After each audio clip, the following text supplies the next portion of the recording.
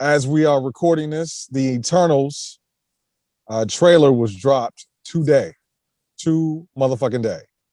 And B, what you think? What's going? What did you saw the trailer, right? You did your homework. Did not send you the fucking clips. Wait a minute. You think I just find clips and don't look at them before I send them? Yes, Of yes, because course you've done I that saw. before. Well, okay. To be fair, I've done that before. Oh, this would be a great topic. Did you read about it? Nah, nigga, no. We're gonna do that shit in real time. Now, yeah, I saw it. That shit look hot. But see, it's Marvel. Marvel has a formula. Marvel likes Yeah. to Marvel likes to Lego all their movies. So it didn't surprise me at all that it was good. But like I said in the notes to you, that people have been talking about how to bridge the mutants and I guess they call them metahumans or superhumans. And the Eternals actually talks well in the comic book. I don't know how familiar you are with the comic book, the actual Oh, story. I did a little homework. I didn't want to come unprepared, so yeah. Okay. Well, you had 17 extra minutes to read up on it. So okay. We have a theme going this episode. Okay. However, this it sounds like a baby seal.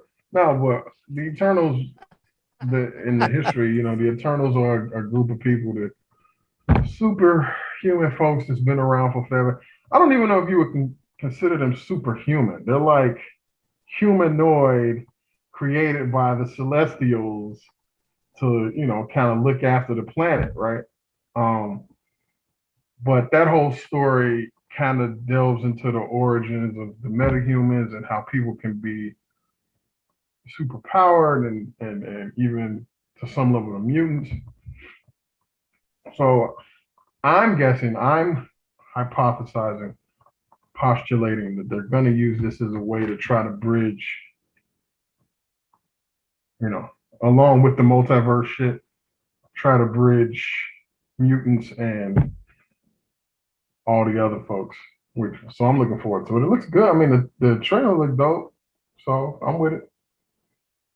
You saying they'll use the humanoids to be the tie-in to bringing in all the Marvel, Fox, now Disney properties?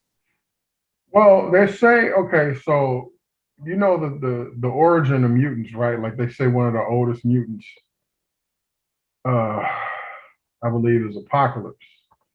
But that's right. People always be looking around like, well, how the mutants began. I mean, Apocalypse got started, but how the mutants actually, So the Eternal story kind of addresses that. It was like some experimentation going on with proto-humans, like the cavemen, maybe even before that, them types. Right. To kind of condition humans in the future to be able to develop superpower mutations and to be able to develop meta-human abilities or shit like that. So it's basically like a primer. Like when you paint a house, you got to put the primer on first so the coat stick. It's kind of the same thing. They priming humankind to be super powered. But I mean, it's a lot deeper than that, but it's in the comics. I was gonna say that's a very unique metaphor you just I'm put just out saying, there. You know what a primer is, right? I know what primer is, but you just compared the beginning of mankind. You just sort of slid that in to the same category. Slid it in. I don't listen, Chicago. I don't need your gang signs here. This is a professional rated PG-13 episode, good sir. We don't do that around here. None of that. I apologize. On the G. On the G, yes. To the 30 people that are watching. The cast is beastie. Yeah. Gemma Chan, Richard Madden, Brian Tyree Henry, Kamal Najani, Angelina Jolie, Kit Harington, Whoop, whoop. Jon Snow. and motherfucking Selma Hayek and her fine ass. I said it, I mean it, and I mean every piece of it. Yes, indeed. Thank you, whoever casted her. Everybody else, okay. Her, we support this message. Thank you. Thank you. Thank you. So yeah, they kind of on some Wu-Tang shit or Akatsuki, depending on what you're into, what your flavor is. A lot of names. The trailer looked good. It's being directed by Chloe. What's her name? I don't want to get her name wrong. I got it right here. Chloe Zhao, who just won Best Director Academy Award for No Man Land. She also is a co-writer on the script. And I remember Kevin Feige talking about a little bit about like he loves what she's doing with it so far. I'm definitely going to see it. I'm a fan of just about everybody that's been casted, not just Selma Hayek. There is a rumor that's been looming for about 2 years now that Miss Millie Bobby Brown is actually secretly in the movie. She's got a secret role in the movie. So we'll see. We'll see. I'm a Stranger Things fan as well. But a lot of people were mad about the ending. You know, with the Marvel fans themselves were mad about how the trailer ended with them, you know, sitting at the table talking trash about like, well, who's gonna lead the Avengers now that Tony and Captain America are gone? Iron Man and Captain America are gone. And Richard Madden playing Icarus says he can do it, and they kind of laugh. The fans got mad, like, motherfucker, if y'all was watching that shit, why don't y'all do something? Like as if like they could have actually kept Robert Downey around or some shit. It was it's kind of like breaking the fourth wall, but from a geek nerd standpoint, you know what I mean? But the thing about it is that their argument goes throughout the Marvel comics. It's like, well, Spider-Man be dealing with some shit. Well, why the fuck the Avengers ain't helping him out? Because it ain't on his level. They that's not their level of shit. Like, why would Thor come all the way from Asgard to slap the shit out of 20 criminals? Like fucking bank robbers. Like, you know what I'm saying? It's kind of like there's levels to this shit. Well, if you've been around, if you call it the Eternals, that means your ass been around for a very long time, and you ain't worried about a Thanos. You kind of like, yeah, sure, Thanos, whatever. Like they're watching the TV or something. Hey, he's gonna do the snap. Look at it. Here you go. Oh wow, he did it. He killed half. So it's kind of like them watching TV. They're watching the movie with us. That's very. I mean, there's a lot of beings.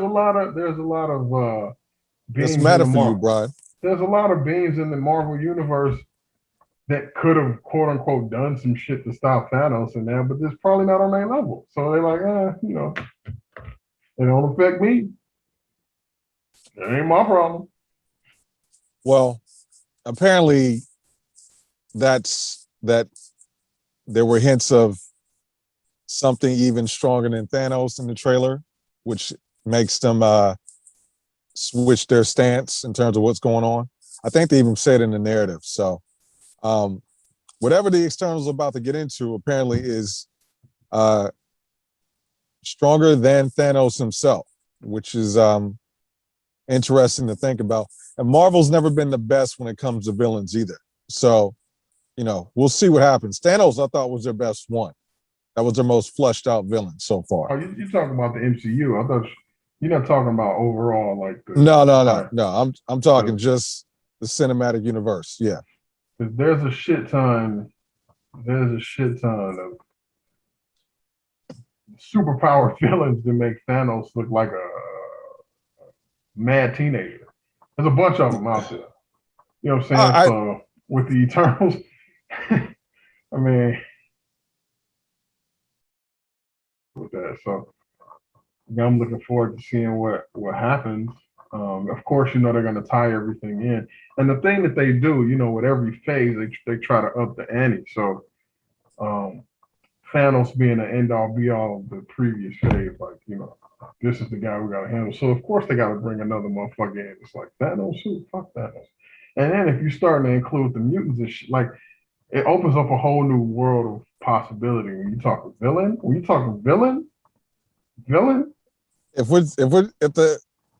If the X-Men and the mutants are like neighbors to this Eternals situation, no, there's a lot to play with here, for sure. You mentioned them already, Apocalypse. So, you know, which is kind of hard to say if he's actually a greater threat than Thanos, but I think in ways he could be. I think he's more popular, but that doesn't say much. But I mean, either way, like you're absolutely right. Marvel's got the villains, the comic books. I mean, you're Magneto, I'm Doom. Technically, those are two very villainous characters for the most part. Magneto's not a villain. Says a guy that's nicknamed Magneto. Magneto's not a villain. Magneto is He's misunderstood. Is that what it is? He's the Malcolm X of the mutants. Okay, he's not a villain. I never said he wasn't Malcolm X. Okay, you want to play a guitar? You want me to leave you alone with you and your guitar right now? What are you talking about? You want to play with me? I'll pick it up. It's right there. I know.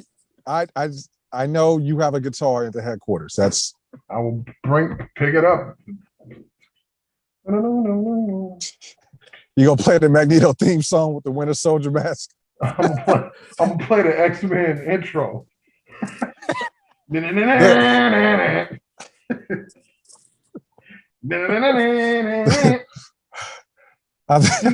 shit is funny because whenever you hear it, you have to like hum the shit. Like you can't hear it and just not. Boom, boom, boom. Yeah, no. See, you can't even help it. You're trying to fight it. You're trying to fight it, but if I kept going, you would help. No, I'm not gonna fight it. You can play that shit for that guitar. I'm with the shits. All right, well, that's boom, boom, boom, boom.